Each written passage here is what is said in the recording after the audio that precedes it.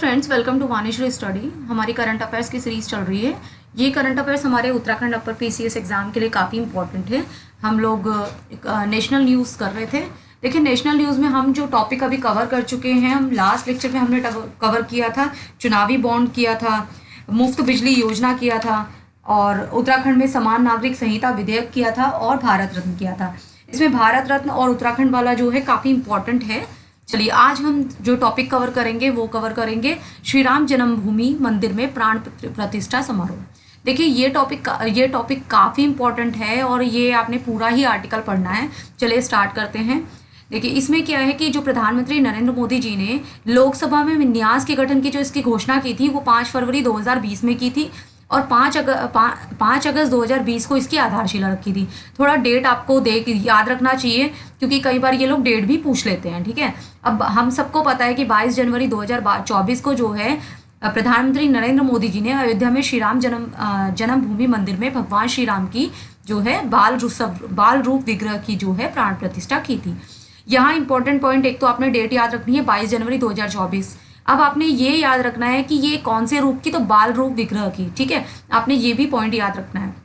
अब इसमें जो प्राण प्रतिष्ठा के टाइम पे वहाँ कौन कौन उपस्थित थे, एक तो उत्तर प्रदेश की राज्यपाल आनंदीबेन पटेल थी, मुख्यमंत्री आदित्यनाथ, और राष्ट्रीय स्वसेवक संघ के जो संघचालक डॉक्टर मोहन भागवत, और श्री राम जन्मभूमि तीर्थ क्षेत्र न्यास के जो अध्यक्ष थे महंत नृत्य गोपाल दास थे, वो यहाँ पर उपस्थित थे। ठीक है, अब इससे पहले जो प्राण प्रतिष्ठा से पहले जो प्रधानमंत्री नरेंद्र मोदी जी ने 11 दिन के विशेष नियम का जो है कठोरता से पालन किया था। अब 11 दिन का जो इन्होंने व्रत अनुष्ठान किया था उसमें वो कहाँ कहाँ गए थे। ठीक है, तो यहाँ से देखिए, ये यहाँ से एक क्वेश्चन बनाया जा सकता है। वो कैसे बनाया जा सकता है आपसे, ये जैसे इन्होंने जो है दौरा किया कौन कौन से, तो आपसे जैसे पूछ लेंगे कि जो श्री कालाराम मंदिर पंचवटी धाम जो है ये कहाँ पर है, तो ये नासिक में है। तो इसलिए आपने ये थोड़ा सा आप ये ध्यान दे लेना, क्योंकि आर्ट एंड कल्चर का यहाँ से क्वेश्चन बनाया जा सकता है। ठीक है, क्योंकि आप लोग उत्तराखंड अपर पीसीएस की तैयारी कर रहे हैं, तो अपर पीसीएस में इस तरह के क्वेश्चन पूछ ले जाते हैं। तो श्री कालाराम मंदिर पंचवटी धाम नासिक, पवित्र त्रिपायर श्री राम स्वामी मंदिर केरल, वीरभद्र मंदिर लेपाक्षी आंध्र प्रदेश, श्री रंगनाथ स्वामी मंदिर श्रीरंगम तमिलनाडु, श्री अरुलिंग रामनाथ स्वामी मंदिर रामेश्वरी तमिलनाडु, गुरु वायुरी मंदिर केरल, और कोटडा राम स्वामी मंदिर धनुषकोडी तमिलनाडु। तो ये सारे के सारे जो हैं भगवान श्री राम से संबंधित है। इस तरह से भी पूछा जा सकता है, कोई मंदिर का नाम दे देंगे और आपसे बोल दिया जाएगा ये जो है कौन से भगवान से जो है संबंधित है। तो इस तरह से भी यहाँ से क्वेश्चन पूछा जा सकता है। ठीक है, तो आपने ये याद रखना है, डेट याद रखनी है, और बाल रूप याद रखना है, और ये याद रखना है कौन से मंदिर कहाँ पर है। अब देखिए, अब इसमें इंपॉर्टेंट और पॉइंट कौन कौन से हैं। अब इसमें इंपॉर्टेंट पॉइंट ये भी है कि जो रामलला की जो प्रतिमा है वो जो है कहाँ से, ये जो है स्थापित गर्भगृह में स्थापित की गई थी 18 जनवरी 2024 को।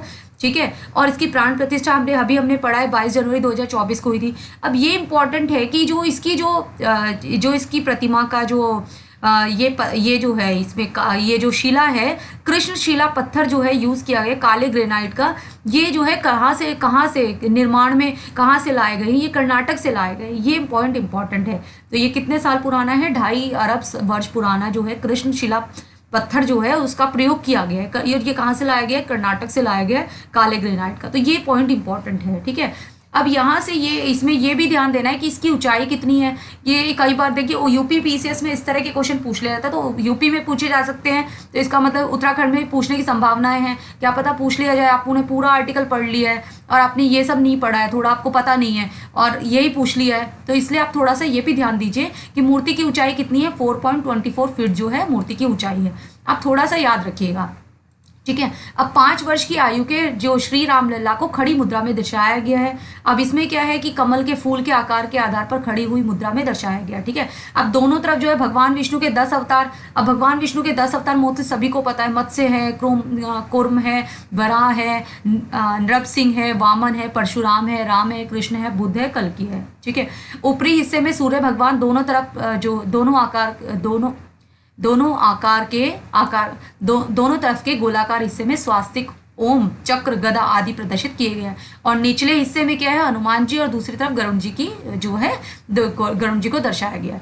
अब देखिए ये पॉइंट इंपॉर्टेंट है यहाँ पर कि जो श्री राम लल्ला जी की मूर्ति जो है, इनके मूर्तिकार कौन है। देखिए मैंने अलग से कलर में किया हुआ है, तो ये आपने याद रखना है। तो ये जो है कलाकार जो है, ये मूर्तिकार जो है कर्नाटक के अरुण योगी राज जो हैं वो मूर्तिकार है। तो आपने मूर्तिकार भी याद रखना है। कहाँ से लाए गए, कर्नाटक के पत्थर कर्नाटक से लाए गए हैं, और कहाँ से, कर्नाटक के जो अरुण योगी राज जी हैं वो हैं। ठीक है, यहाँ से ये आपने ध्यान रखना है। यहाँ से क्वेश्चन एक और पूछा जा सकता है कि ये जो शैली है ये कौन सी शैली में है। तो ये जो शैली में है, इसका निर्माण कौन सी शैली में किया गया है, तो निर्माण जो है परंपरागत नागर शैली में किया गया है। यहाँ से ये पॉइंट भी इंपॉर्टेंट है, तो आपने ये भी ध्यान देना है। ठीक है, मंदिर की लंबाई याद रखनी है, 380 फीट है, चौड़ाई 250 फीट है, और ऊंचाई 161 फीट है। ठीक है, ये मंदिर की बात कर रहे हैं। 3 मंजिला है, 20 फीट के, जो प्रत्येक मंजिल जो है 20 फीट की है। कुल खंबे कितने हैं, 392 खंबे हैं, 44 द्वार हैं, और गर्भगृह में श्री राम की बाल रूप प्रतिमा, प्रथम तल पर श्री राम दरबार है, और 5 मंडप है। अब मंडप भी याद रखने, कौन कौन से मंडप है, 5 कौन कौन से मंडप है, नित्य मंडप है, रंग मंडप है, सभा मंडप है, प्रार्थना मंडप है, और कीर्तन मंडप है। ठीक है, आयताकार परकोट है। ठीक है, अब यहाँ से ये भी ध्यान देना है, मंदिर के समीप पौराणिक काल का सीता कुंभ विद्यमान रहेगा।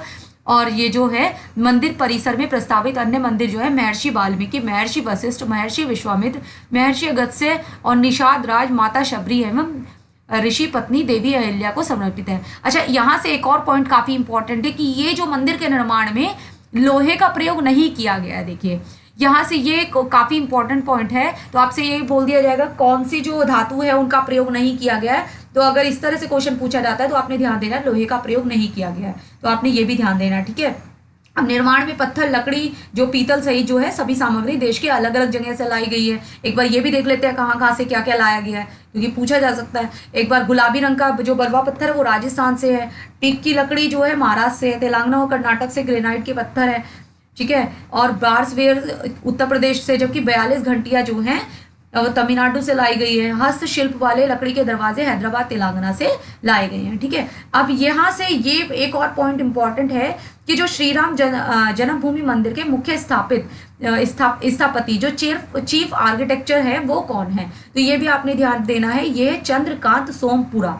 तो चीफ आर्किटेक्चर कौन है, चंद्रकांत सोमपुरा है। अगर मूर्तिकार की बात करें तो मूर्तिकार है अरुण योगीराज। ठीक है, ये दोनों पॉइंट आपने याद रखने हैं, और नागर शैली में बना हुआ है। ठीक है, अब यहाँ पर एक और चीज है कि जो अब यहाँ से ये श्री राम जन्मभूमि मंदिर की एक अनूठी विशेषता क्या है कि वो ये है सूर्य तिलक तंत्र। सूर्य तिलक तंत्र में क्या है कि ये जो है रामनवमी के दिन दोपहर 12 बजे से लेकर दोपहर 12 बजे, लगभग 12 बजे 6 मिनट के लिए जो है सूर्य की किरणें जो है श्री रामलला की मूर्ति के माथे पर पड़ेंगी। तो ये जो है ये सूर्य तिलक तंत्र जो है इसमें विशेषता है, इस मंदिर की विशेषता है, तो आपने विशेषता भी याद रखनी है। इसमें क्या है, यहाँ से फिजिक्स का क्वेश्चन पूछा जाता है। गियर बॉक्स एवं परावर्तक दर्पणों का, ये लेंसों का प्रयोग किया गया है। ये जो इसमें सूर्य तिलक तंत्र जो है इसमें कौन सा दर्पण यूज किया गया, परावर्तक दर्पण जो है इसमें यूज किया गया, इसमें लेंस यूज किया गया, ये भी आपने ध्यान देना है।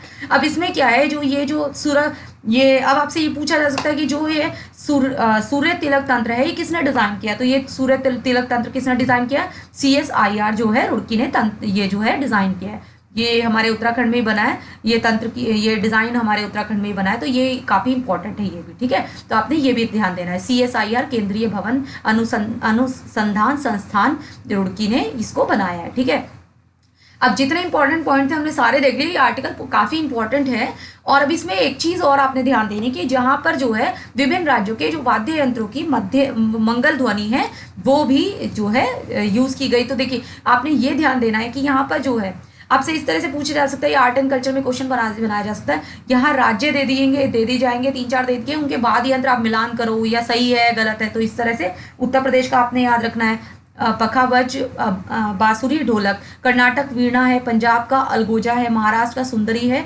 उड़ीसा मर्दल है, मध्य प्रदेश संतूर है, मणिपुर पुंग है, असम नगाड़ा काली है, छत्तीसगढ़ तंबूरा, दिल्ली शहनाई, राजस्थान रावणहत्था, पश्चिमी बंगाल श्रीखोल सरोट, तमिलनाडु नाग स्वरम तविल मृदगम, आंध्र प्रदेश घटम, झारखंड सितार, गुजरात संतार, बिहार पखावज और उत्तराखंड का हुड़का। देखिए उत्तराखंड भी है इसमें, तो ये उत्तराखंड काफ़ी इंपॉर्टेंट है। अब नेक्स्ट जो हमारा जो टॉपिक है प्रधानमंत्री मत्स्य किसान समृद्धि सह योजना, ये आप छोड़ सकते हो, ऐसे इंपॉर्टेंट इतना है नहीं, बस ये क्या है कि ये मत्स्य से रिलेटेड है। अब यहाँ से ये भी चीज़ ध्यान देनी है बस, प्रधानमंत्री मत्स्य संप्रदा योजना जो है 10 सितंबर 2020 को लॉन्च की गई थी। अदरवाइज इसमें ऐसा कुछ नहीं है, मतलब ये इस आर्टिकल में काफ़ी ये इंपॉर्टेंट नहीं है। और 2023 से 24 से लेकर वित्त वर्ष 26 से 27 तक जो है 4 वर्षों की अवधि के लिए कार्यान्वित किया जाएगा। ठीक है, तो ऐसा ये इंपॉर्टेंट है नहीं। देखिए स्कीम्स पूछी जाती है, लेकिन उत्तराखंड की स्कीम्स ज़्यादा पूछी जाती है, कोई इंपॉर्टेंट स्कीम्स होती है वो पूछी जाती है। ठीक है, उत्तराखंड की सारी स्कीम्स आपने पढ़नी है। अब जो टॉपिक है हमारा नेक्स्ट जो टॉपिक है काफ़ी इंपॉर्टेंट है, स्टैच्यू ऑफ सोशल जस्टिस। देखिए इस तरह के क्वेश्चन पूछे जाते हैं। अब आपसे ये पूछ लेंगे स्टैच्यू ऑफ सोशल जस्टिस जो है वो कौन से, अब देखिए सबसे पहले ये आपसे ये पूछा जा सकता है कि ये किसकी है, ये स्टैच्यू ऑफ सोशल जस्टिस किसकी है। अब इसमें सबसे पहले हम देखते हैं, देखिए स्टैच्यू ऑफ सोशल जस्टिस का अनावरण आंध्र प्रदेश में किया गया है। ठीक है, सबसे पहले आपको ये पता होना चाहिए कि ये कहाँ पर है, ये जो है आंध्र प्रदेश में, और ये जो है BR अम्बेडकर की कांस्य प्रतिमा है। ठीक है, आपने ये ध्यान देना है। अब डॉक्टर अम्बेडकर की पुण्यतिथि को पूरे देश में महापरिनिर्वाण दिवस के रूप में मनाया जाता है। तो ये आपसे ये भी पूछा जाता है महापरिनिर्वाण दिवस किसके रूप में, मतलब किसके लिए, किसके उसमें मनाया जाता है, तो डॉक्टर BR अम्बेडकर की पुण्यतिथि। ठीक है, अब 1990 ईस्वी में जो है 1990 में इन्हें मरणोपरांत जो है भारत रत्न से सम्मानित भी किया गया। तो आपने 3-4 पॉइंट थे आपने याद रखने हैं। स्टैच्यू ऑफ सोशल जस्टिस जो है आंध्र प्रदेश में है, अनावरण किया गया है। ठीक है, अब ये जो है किसकी मूर्ति है, ये BR अम्बेडकर की है, क्योंकि इस तरह के क्वेश्चंस पूछे जाते हैं। EO में भी इस तरह का क्वेश्चंस पूछा जा रखा है। ठीक है, और ये 125 फीट की है, और ये भी आपने ध्यान देना है, यह विश्व में डॉक्टर अम्बेडकर की सबसे ऊंची प्रतिमा है। तो ये भी आपने थोड़ा सा ये पॉइंट ध्यान देना है। नेक्स्ट जो आर्टिकल है वो है अटल बिहारी वाजपेयी सिवड़ी न्याहावा सेवा अटल सेतु। अब इसमें क्या है, देखिए अब इसमें जो है 12 जनवरी 2024 को प्रधानमंत्री अटल बिहारी वाजपेयी ने जो है इसका जो है उद्घाटन किया है। ठीक है, अब ये सेतु है। ठीक है, अब यहाँ से पूछा जा सकता है, ये इसलिए इम्पोर्टेंट है क्योंकि भारत का सबसे लंबा समुद्री सेतु भी है, ये भारत का सबसे लंबा समुद्री सेतु है। तो आपसे पूछ लिया जाएगा भारत का सबसे लंबा समुद्री सेतु, और यह जो है विश्व का 12वां जो है सबसे लंबा समुद्री सेतु भी है। और एक चीज़ और ध्यान देना है, यह भारत का सबसे लंबा सेतु भी है। तो सबसे लंबा समुद्री सेतु भी है, सबसे लंबा सेतु भी है, और विश्व का 12वां जो है सबसे लंबा जो है समुद्री सेतु है। तो वो कौन सा है, वो है अटल बिहारी वाजपेयी सिवड़ी न्याहावा सेवा अटल जो है सेतु। ठीक है, अब आपसे ये भी आपको पता होना चाहिए। अब आपसे ये भी पूछा जाता है MTHL जो है क्या है, यानी कि मुंबई ट्रांस हार्बो लिंक। तो मुंबई ट्रांस हार्बो लिंक आपसे पूछ लेंगे, या फिर वो आपसे पूछ लेंगे MTHL क्या है। तो MTHL क्या है, एक लिंक है, एक मतलब सेतु जो है वो है। ठीक है, तो ये इसका पूरा इसका जो नामकरण है वो क्या है, अटल बिहारी वाजपेयी सिवड़ी न्याहावा सेवा अटल सेतु है। ठीक है, इसकी आधारशिला जो है 2016 में रखी गई थी। तो आप ये ध्यान, अगर आपसे पूछा जाए भारत का सबसे लंबा सेतु कौन सा है, तो वो ये है। ठीक है, तो इसलिए ये इंपॉर्टेंट है। और ये इसलिए भी इंपॉर्टेंट है कि अब इसमें क्या है कि ये जो है पहले क्या होता था, मुंबई से लेकर मुंबई की जो यात्रा करने में 2 घंटे लगते थे, अब सिर्फ 15 मिनट का समय लगेगा। और ये आपदा जो है प्रतिरोधी भी है। ठीक है, प्रतिरोधी सेतु है। ठीक है, अब नेक्स्ट है बोइंग सुकन्या कार्यक्रम। देखिए इंपॉर्टेंट नहीं है, लेकिन थोड़ा सा इसके बारे में थोड़ा सा देख लेते हैं। देखिए इसमें क्या है, बोइंग सुकन्या कार्यक्रम जो है ये प्रधानमंत्री नरेंद्र मोदी जी ने 19 जनवरी 2024 में लॉन्च किया है। अब आपसे ये पूछा जा सकता है, अगर पूछा जाएगा तो ये जो है क्या है, ये किस चीज़ से रिलेटेड है, तो भारतीय विमान क्षेत्र में जो है महिलाओं का सशक्तिकरण करना से संबंधित है। ठीक है, तो ये बस आपने इतना ध्यान देना है, अदरवाइज इसमें ऐसा कुछ इंपॉर्टेंट नहीं है। ठीक है, नेक्स्ट है आपसे ये पूछा जा सकता है, ये आपने यहाँ से ये पॉइंट आपने याद रखना है, Boeing India engineering and technology centre कहाँ पर है, बैंगलोर कर्नाटक में है। ठीक है, बस आपने इतना ही ध्यान रखना है। स्वाति पोर्टल, अब स्वाति पोर्टल क्या है, स्वाति पोर्टल जो है सबसे पहले स्वाति पोर्टल जो है विकसित किसने किया है, राष्ट्रीय पादप जीव अनुसंधान संस्थान द्वारा ये जो है विकसित किया गया है। और ये स्वाति पोर्टल क्या है, science for women A technology and innovation. ठीक है, अब इंडियन जो नेशनल साइंस एंड एकेडमी में स्वाति नामक पोर्टल लॉन्च किया गया। ठीक है, अब आपने सिर्फ इतना थोड़ा सा ये बस इसके बारे में पढ़ लेना। यह भारत में अपनी तरह का पहला पोर्टल है, और यह पोर्टल एक संपूर्ण संवादात्मक डेटाबेस है। ठीक है, बस आपने थोड़ा सा ये जो बॉक्सेस में है थोड़ा मैंने हाईलाइट कर दिया, ये आपने पढ़ना है। देखिए अब ये काफ़ी इंपॉर्टेंट है, स्वच्छ सर्वेक्षण 2023 काफ़ी इंपॉर्टेंट है ये। अब 11 जनवरी 2024 को राष्ट्रपति द्रौपदी मुर्मू ने जो है स्वच्छ सर्वेक्षण जो है इसकी परिणाम जो है घोषित किए हैं। अब इसमें जो है 4,477 जो है शहरों का आकलन किया गया है, ठीक है। अब ये 8वां संस्करण है अब विश्व का सबसे बड़ा शहरी स्वच्छता सर्वेक्षण है, ठीक है। अब इसमें क्या क्या इंपॉर्टेंट पॉइंट है, देखिए सबसे पहले तो ये जानने वाला इंपॉर्टेंट पॉइंट है, 7वीं बार जो है इंदौर को सबसे स्वच्छ शहर जो है क्लीनेस्ट सिटी घोषित किया गया है, 7वीं बार, ठीक है। अब तक 7वीं बार जो है इसको किया गया। अब ये इस बार एक इम्पॉर्टेंट पॉइंट ये भी है कि इस बार इम्पॉर्टेंट पॉइंट ये है कि जो फर्स्ट नंबर पे है 2 हैं इस बार, पहले इंदौर मध्य प्रदेश था, अब इस बार जो है इंदौर के साथ साथ सूरत भी नंबर 1 पे है। तो नंबर 1 पे जो फर्स्ट रैंक है वो इंदौर की है, इंदौर MP, और सूरत जो है गुजरात में है, तो सूरत, ठीक है। तो इंदौर और सूरत जो है ये दोनों नंबर 1 पे है, रैंक नंबर 1 है, ठीक है। अब अगर हम राज्य 5 राज्य जो है, अगर राज्य की बात करें तो पहले नंबर पे महाराष्ट्र है, दूसरे नंबर पे मध्य प्रदेश है। अब पहला तो याद रखना, पहला दूसरा याद रख लेना, ठीक है। अब इसमें हमारे उत्तराखंड का मैंने यहाँ लिख दिया है 19वां नंबर है, ठीक है। तो उत्तराखंड आपने ध्यान देना है। आपसे पूछा जा सकता है स्वच्छ सर्वेक्षण 2023 में उत्तराखंड की कितनी रैंक है, क्योंकि इस तरह का क्वेश्चन अभी RO या आई थिंक EO में पूछा जा रखा था, कोई रिपोर्ट थी तो उसमें उत्तराखंड की रैंक पूछी थी, तो ये काफ़ी इंपॉर्टेंट है वैसे भी। तो इसमें आपने ध्यान देना है, एक तो आपने याद रखना है पहली बार जो है फर्स्ट नंबर पे रैंकिंग किसकी है, इंदौर की और सूरत की है, ठीक है। ये दोनों आपने याद रखने हैं। और इंदौर को 7वीं बार जो सबसे स्वच्छ शहर के रूप में जो है घोषित किया गया है। अब यहाँ से अपने राज्य भी याद रखना है, महाराष्ट्र और मध्य प्रदेश है। अब उत्तराखंड का जो है 19वां नंबर है, ये आपने ध्यान देना है, ठीक है। अब ये बिहार का 15 है और उत्तर प्रदेश का 9वां है, अगर याद रखना है तो रख लीजिए। वैसे इतना इंपॉर्टेंट ये उत्तराखंड PCS के लिए नहीं है, उत्तराखंड यूपी PCS के लिए इंपॉर्टेंट है, अदरवाइज उत्तराखंड के लिए आप उत्तराखंड की रैंक और राज्य की रैंक ये सारी चीज़ें याद रखनी है। अब शीर्ष 5 गंगा शहर में शीर्ष 5 जो हैं उसमें देखिए वाराणसी नंबर 1 पे, उत्तर प्रदेश प्रयागराज नंबर 2 पे है। और अगर हमारे उत्तराखंड हरिद्वार की बात की जाए तो हमारा जो हरिद्वार की है वो 4th रैंक है, तो यहाँ से ये हरिद्वार की रैंक भी आपने याद रखनी है। और देहरादून 68 नंबर पे और हरिद्वार जो है 176 नंबर पे है, मैंने यहाँ लिख दिया है, ये भी आपने ध्यान देना है, ठीक है। तो उत्तराखंड की रैंक है 19वें रैंक है, देहरादून की 68 नंबर पे पोजीशन पे है, और जो हरिद्वार जो है 176 जो है नंबर पर है, ठीक है। ये पोजीशन उत्तराखंड की पोजीशन जो है वो 19 पोजीशन है, ठीक है। आपने इतना ध्यान देना है। चंडीगढ़ को सर्वश्रेष्ठ सफाई मित्र सुरक्षित शहर घोषित किया गया है, ठीक है। अब इसमें जो है स्वच्छ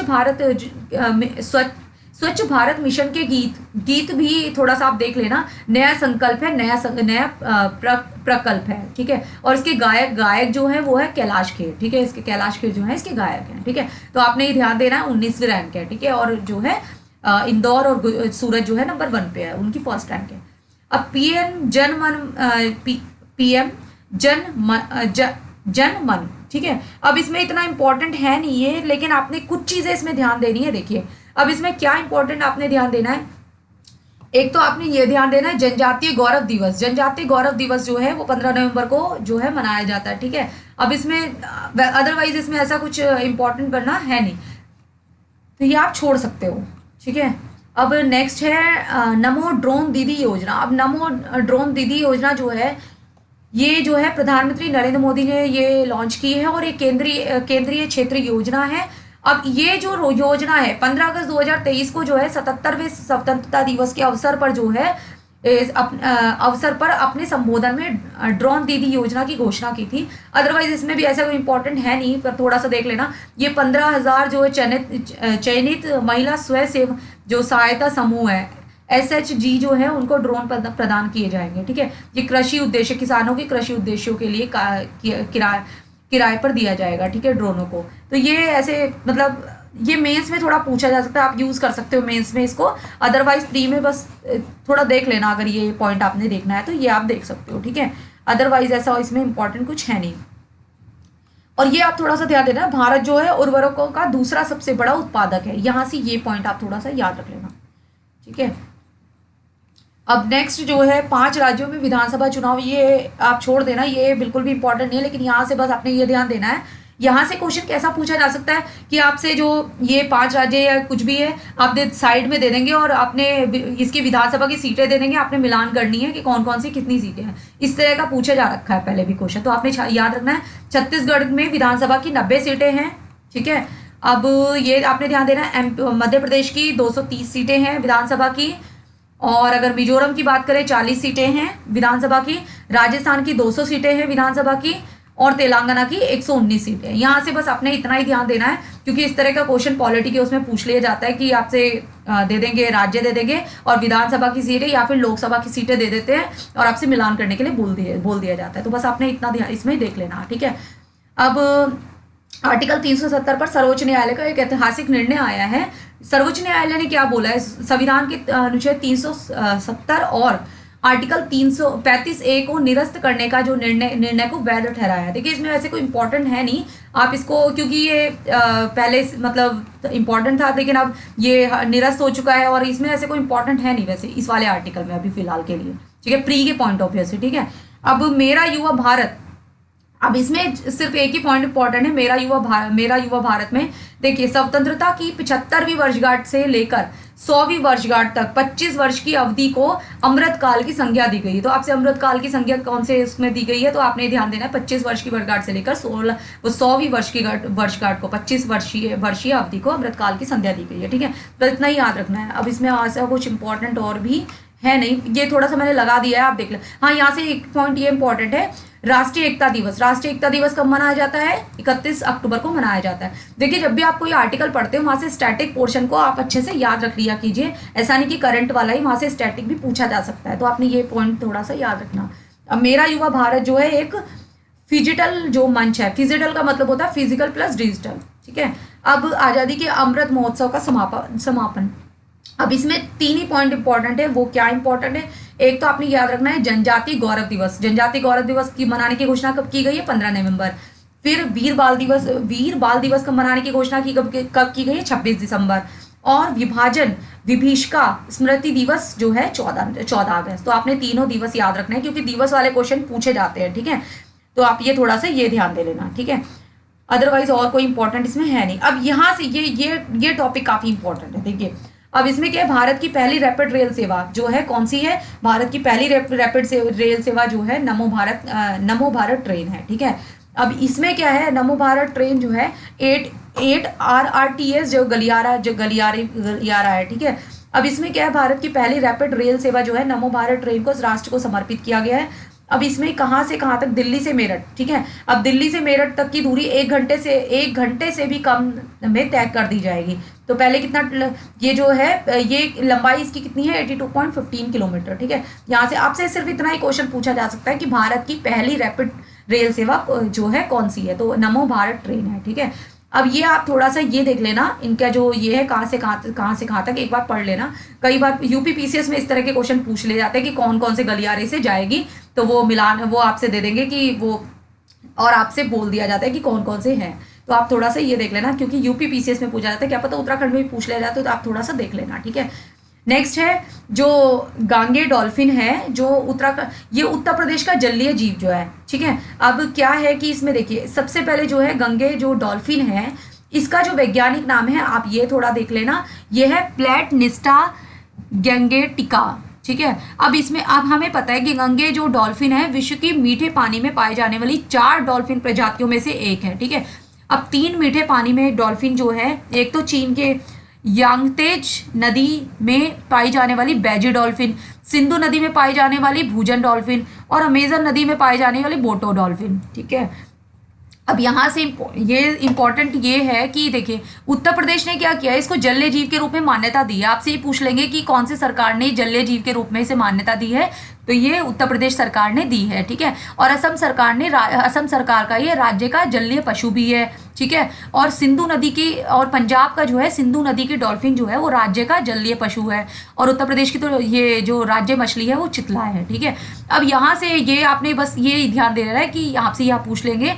और यहाँ से एक और इम्पॉर्टेंट आपसे पूछा जा सकता है कि यहाँ से ये इंपॉर्टेंट है, विक्रमशिला गंगा डॉल्फिन अभ्यारण्य ये कहाँ पर है, तो विक्रमशिला गंगा डॉल्फिन अभ्यारण्य जो है बिहार में है।